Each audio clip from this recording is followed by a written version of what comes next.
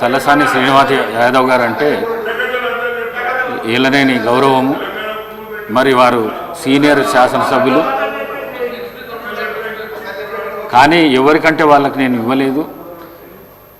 Governor ప్రసంగం పైన ఆది శ్రీనివాస్ గారు మాట్లాడినరు, మా ఈ సభ విప్పు, అందుకే వారికి అవకాశం ఇచ్చిన. తర్వాత మంత్రి గారు అడిగితే మంత్రి గారికి ఇచ్చిన. నా రిక్వెస్ట్ కూడా మీతో ఒకటే, ప్రతిపక్షాలకు గవర్నర్ ప్రసంగం పైన మాట్లాడితేనే మంచిది.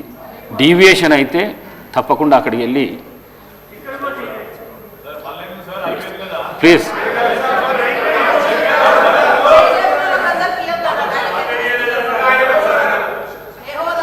ఇప్పుడు మీరే చెప్పారు అధ్యక్ష, గవర్నర్ గారి అడ్రస్ మీదనే మాట్లాడాలని మీరు చెప్పారు. ఇద్దరు సభ్యులు అవే మాట్లాడారు అధ్యక్ష, అవే మాట్లాడిందా? ఇప్పుడు మంత్రి గారు మాట్లాడారు, అవే మాట్లాడిరా? నేను అడిగేది ఏంటంటే, నేను ఏ సభ్యులకు అవకాశం ఇవ్వద్దని నేను అంటలేను అధ్యక్ష.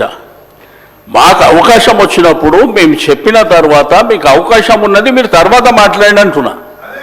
మధ్యలో వాళ్ళు మాట్లాడి మేము మాట్లాడి అనవసరంగా సభాసాయం వృధా అవుతుంది అధ్యక్ష, అది పద్ధతి కూడా కాదు. కాబట్టి దయచేసి నా రిక్వెస్ట్ అలా సభ్యుల్ని చెప్పనివ్వండి. చెప్పిన తర్వాత మీకు అవకాశం ఉంది, మీకు అనేక సందర్భాలలో చెప్పుకునేటువంటి అవకాశం ఉంటుంది, కాబట్టి మీరు చెప్పుకోండి అని చెప్తున్నా అధ్యక్ష. Thank you. అధికార పక్షం మాట్లాడకుండా ఉండాలంటే మీరు డీవియేషన్ కాకుండా గవర్నర్ ప్రసంగం పైనే మాట్లాడారు. జగదీశ్వర్ రెడ్డి గారు అధ్యక్ష దయచేసి మీ కామెంట్స్ పైన కూడా నేను స్పందించదలుచుకున్నాను అధ్యక్ష. రాష్ట్ర ప్రజల మొత్తం చూస్తున్నారు అప్పటి నుండి.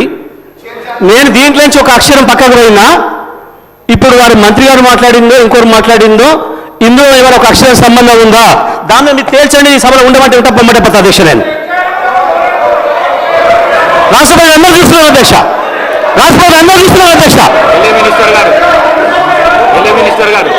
అధ్యక్ష వారు గతంలో మంత్రిగా చేసిన వారు, అనుభవం ఉన్న వ్యక్తి జగదీశ్వర్ రెడ్డి గారు.